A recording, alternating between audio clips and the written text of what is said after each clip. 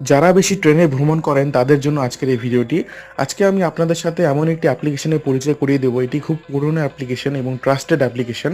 আপনাদের সঠিক তথ্য প্রোভাইড করবে এই অ্যাপ্লিকেশনটি। মানে ট্রেন কোথায় যাচ্ছে, মানে ট্রেনের ডিস্টেন্স কত দূর, ঠিক আছে, আপনারা অ্যাকচুয়াল টাইমের সাথে সমস্ত কিছু এই অ্যাপ্লিকেশনে দেখতে পারবেন। যে আপনারা কোন প্ল্যাটফর্ম থেকে উঠছেন, কোথায় গিয়ে নামবেন, তার ডিস্টেন্স কত দূর, টাইমিং কি আছে, ট্রেনের নাম কি আছে, ট্রেনের টিকিট কিভাবে বুক করবেন, সমস্ত কিছু এই অ্যাপ্লিকেশন আপনাদেরকে শো করিয়ে দেবে।